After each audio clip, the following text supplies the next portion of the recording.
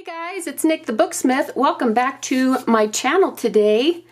I thought we should go over maybe a beginner's lesson, something elementary for those who may be just getting into journal making or book making or notebook making or planner making or album creating, whatever it is in that genre. You may be so new, in fact, that you're sitting here going, I don't even know what a junk journal is. What do you do with them? What do you expect me to do with it? Well, that's not for me to say. So we're going to talk about junk journals a little bit because that is my particular forte, bookmaking. That's my type of book that I like to make, is a junk journal or a journal in general. So basically you just look at it as you would any other kind of journal, something to take notes in. You can take it traveling if you want to stick mementos in, write down, scheduling, if you need like places to put tickets or brochures or postcards. Perhaps it's going to be a monthly planner kind of a deal where you begin at the beginning of the book with the first of the month, and maybe you have some goals that you write down, and hopefully by the end of the book you have reached your goals. Maybe the book is so big that it's going to be, it'll encompass a whole year. So there's lots of things that can be done with journals and or junk journals. But let's talk about the anatomy of one a little bit, and why they need to be different as far as creating them, constructing them, than a traditionally bound book. There are some differences, and I think we need to talk about that. I think that's an important basic step, that before you start into bookmaking, if it's going to be something like a journal or a junk journal, it's important to know the difference between a traditionally bound book and a junk journal, and why there needs to be a difference. So let's just take a traditionally bound book for a moment. As you can see, this is an oldie but a goodie, and it is bound in the same way that I bind my books, except there are some differences, and I will explain those. As you can see, there are many pages in this book. There's so many, in fact, we're almost 400. So if you took, let's say you bound blank pages like this, and you put this many in this size of a book, and you took it on a vacation with you, and you started, stacking things inside your book, writing notes down, putting in tickets, all that kind of stuff. Well, it's not going to be very long. I mean, I put in 3 things and we're already, you see the problem. There's no elbow room for additions. Now, if you're just going to be writing in it, just strictly pen and ink, right? Or pencil. I'm not prejudiced. You can get away with cramming a bunch of papers and binding a bunch of papers into, let's say, this size of a spine, and crowding them all together and making it a tight text block. In contrast, if you're going to want to use a book that has the elbow room for all the things that you want to add to it, maybe you want to add pockets, maybe you want tuck spots, ephemera, trim, whatever, you're going to need some elbow room in your binding. You're going to need some space between your signatures and between your pages in your binding. If not, you're going to end up with this overstuffed book that, well, it's just going to be hard to take care of. It'll be hard to even use, and it won't even be practical anymore. So whether you use do you want to make a cover out of just some chipboard? This is just the back of a paper pad, but I wrote journal on it, just in case you're wondering. Or perhaps you have an old gutted book. This is just from an encyclopedia, super old.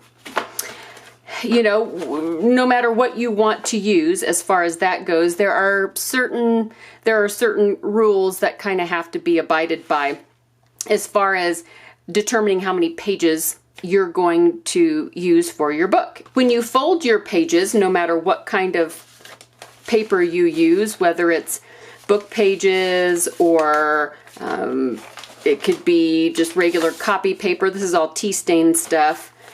And some of it's printed on, some of it's just blank stuff. I've got some book pages, I think, in here somewhere.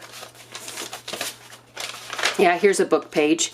So no matter what it is, each page gets folded in half and stacked together in little groups called signatures.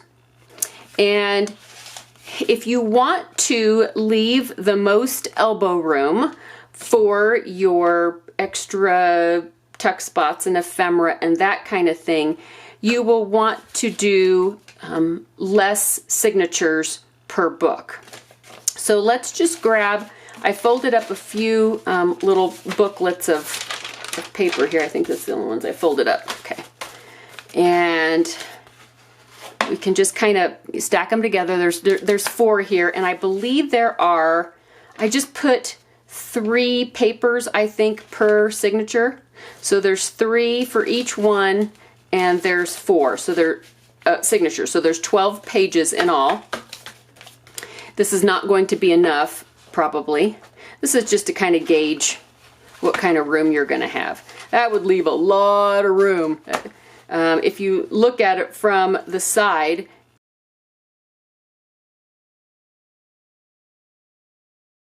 it's going to be a lot of room, probably too much room. Although I'm not going to judge, because perhaps you need a ton of room, right? If you are using, let's say, something like this, and it has a much narrower spine, this many might be more applicable. Maybe this would be plenty for this size of a book, right? So that's how I suggest, if you're not sure how many signatures or how many pages per signature, I suggest just folding up some paper and stacking them together into little groups, little signature groups, and then that way you can kind of guesstimate by putting them all together, and that will help you kind of determine how many you're going to need before everything gets all sewn in, and and then it's a done deal, Then you're done, and you've got too many pages or too few pages or something. Now your first few books, granted, until you get the swing of the whole book making process, you may encounter the issue that you either have too few or too many. And that's just part of the whole learning process. Don't feel badly. We've all been there. We've all done it. Until you figure out what kind of use you're going to want for your book. If you're I'm mostly going to write, I want to add a few things, but I'm mostly going to write, well, you can have more pages. If you're nope, every page is getting decorated, every page is getting lace sewn on it, there's going to be charms, you're going to need fewer pages because you're not going to have enough room, right? So that is all going to be trial and error. Because everybody's going to be different. The reason for you using a journal is going to be, totally different from, somebody else that's going to be using a junk journal, right? There's no right or wrong. It's just personal preference. Let's put a couple more in there. Another thing that may make a difference is like the weight of your paper. Now this just happens to be standard, I think 21 pound copy paper. So it's thin, it's lightweight. If you're using heavier, thicker paper stock, it's going to take up more room, especially in the fold. It'll take up more room. So you'll find that maybe you can't have as many pages as you can if you use a thinner paper. Another thing that will make a difference is if you tea stain paper, or if you paint it, paint on it. Different things like that can make a difference, because this will make it crumply. It'll make it, you see how it doesn't just lay flat, right? Well, it's going to add bulk, because when you tea stain or coffee stain or paint or whatever it is that you decide to do to your paper, it's going to make it ripply, and unless you go and iron every single page, which, go for it if that's what you want to do, I'm not your mom, it's going to take up more room. So this is getting to be more like what I would think would be a good starting point, because there's still enough room. If you lay it flat here on the desk, I will show a side view of this in just a second.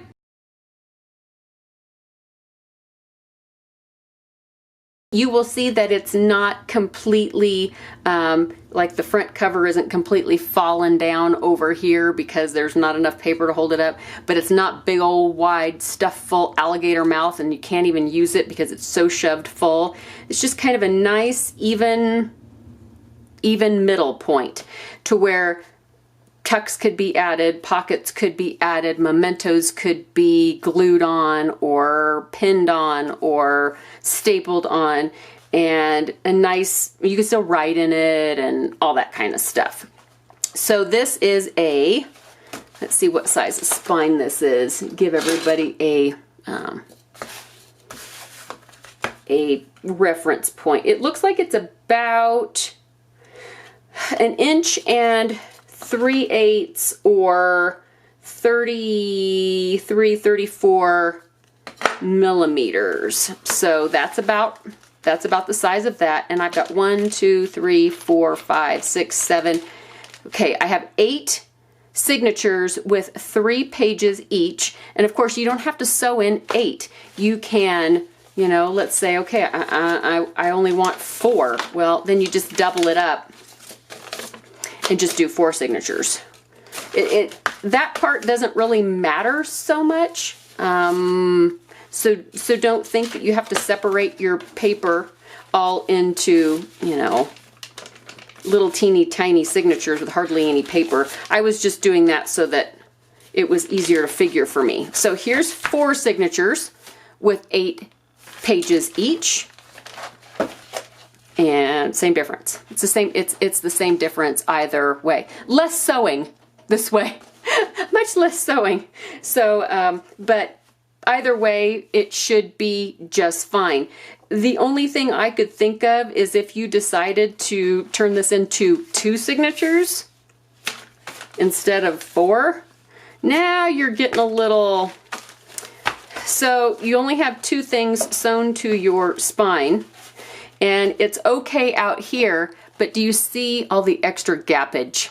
Gappage? Is gappage a word? I don't even know if gappage is a word. There we go. And see, it just doesn't look as nice because there's just too much room in here sloshing around. So I suggest evening it out a little bit, spreading the love around and making more signatures. I guess it really doesn't even matter what size of spine you have. You can still kind of gauge it in this way and keep notes. Take a notebook and write down, because if you give your book away or you sell your books, you don't have it for reference anymore. Keep some notes, and then that way you'll know when you go to make another book that is of similar size, you'll say, oh, well, I made a book that had a spine that was 1 inch and 3/8, and I used 4 signatures, and each signature had however many pages I told you it would, 6 pages. The math is bad. The math hates me. Okay, so yeah, so if you write all that down, then that way you'll be able to reference that when you go to make another book of the same size, Or maybe you're making something a little bit bigger or just a little bit smaller, and you can either add a signature or take a signature away. You know, maybe I'm making a book with a spine that has 1.5 inches instead of 1 3/8. Well, I'd probably just add one more signature, right? Unless you've separated your pages into just a few signatures, then adding one more would be too many. So, you know, it's all about guesstimation. But if you, like I showed you, if you just fold up the paper and put it in there, then you'll be able to kind of guesstimate how many pages you want. And it doesn't really matter how you bind the pages in, whether you do a hidden binding or you sew through the spine. That part doesn't really matter quite so much. Although if you have a super bulky binding in the back, that will add bulk inside. So just keep that in mind, because you want your signatures, all the folds need to fit inside the spine width, and not out here. You can't sew them, you know, you can't sew them out here where the book is going to bend. That doesn't work. They all have to go inside this area, just where the spine is. When you close up the book and you look at it like this is the only area you get to have. You don't, because when you open it up, look, you're like, oh, well, I've got from this fold over here to this. No, you don't. You only have this little section right here, or your book will not open and close properly. It will bind up. Okay, did that make sense? Or did I just throw mud in the water and you're all going, what? Yeah. So this is just a question that I get a ton of. How many pages do I know to put inside, you know, my book cover, my gutted book, or whatever? Okay, and if there's any other questions about that, just throw them out there, holler them out, and I will read through those and see if I can get to them. Let's see, what else? I will be out of my office, out of my studio next week. What is today? Today's Tuesday. It is the 21st of May. It snowed today. Why? Pray tell, why? I'm really over winter. I'm done. We've broken up. I'm done. I can't take any more of winter's crap. I'm done. But here he is, hanging on. Oh, I'm so done. But anyway, I'm going to be out of my office all next week. Hopefully I'm going to be vlogging and stuff, but I won't be in the office. So because I was sick the entire week last week, which ended up being a sinus infection, I still am congested, but at least I don't have a headache every day, a splitting, throbbing headache every day. That part is gone, so I can function. I can see straight. So because that kind of put me behind my schedule, it threw a wrench in the monkeys, or a monkey in the wrenches. The D-Stash charity sale will have to be when I get back into the office. So we're talking first week of June. So I will update you. I will get all that outlined before then, and then that way we can have a somewhat orderly time of it. Well, we'll try. There has been a lot. I looked at the voting, and a lot of people want eBay listings, but almost as many would like some blind bidding. So I may split it up a little bit. Does that sound okay? Maybe do some things on eBay, do a few things blind bidding, and then that way everybody will get to try out that. And also the Etsy listings. If you saw my last video, I talked about doing some supply de-stash, and like my marble paper and that kind of stuff, and just extra I've got this huge box of like metal charms, and I've got duplicates of all kinds of things so I'm just going to do like little D-stash packets too. So those are, I figure I might as well do all of this at once. Do the charity D-stash and just do my D-stash all at the same time, just since I'm moving my studio spaces. So I might as well go ahead and do that now and get that all ready to rock and roll. And then that way we'll have some Etsy listings. I'll put some up on eBay, and then I'll do a few blind bidding ones too. And then that way maybe everybody will be able to participate as much as humanly possible. Does that sound reasonable to everybody? Here I put up this big old vote thing, and I'm like, nope, we're gonna do everything. You're like, thanks, Nick. Thanks for listening. No, I will. I'm gonna try and, because I want everybody to be able to participate if they want to. Is that okay? Is that cool? I guess that is it for the moment. I should give you a sneaky peeky. It's not done. It's not done. But this is the book I am working on. And as you can see, it's got little specimen slide windows, like they're behind like a museum specimen slides underneath like little windows with little museum tags, and yeah, it's so good. Okay, that's all you get. So hopefully I'll get to show that one soon too. And along with the Wardian case page, I have another page that will be coming out soon, but it's totally different, but it kind of pertains to that book I just showed you. So I'm kind of a sucker for the whole research museum expedition kind of feel. I totally love the education and the research side of a lot of subjects, not just the pretty stuff. I want to know the nitty-gritty. I want to know where it was found and is it extinct and all that kind of stuff. I just love all that kind of stuff, all the old paperwork and, you know. So if you guys love museums and history as much as I do, you understand. So that's kind of something that I kind of made something that was kind of, I hope you like it. So I'll have to show that to you soon. Not sure when I'm going to show that. Hopefully the end of this week before I'm out of the office, and then that way. But anyway, all right. Enough rambling. I have work to do, people. I have work to do. I'm getting together the D-stash little packets that will go out. I'm going to try and keep them to a reasonable size so that no matter where they go in the world, the shipping will not be outrageous, and try to have smaller ones and medium-sized ones and larger ones, and have a whole kind of a conglomeration, a whole bunch of them. Maybe that would be good. I don't know. Tell me if you think it's good. Is it good? I hope you are having a great week wherever you are. I hope it's warmer than it is here. It's dumb. It's just dumb. I want summer.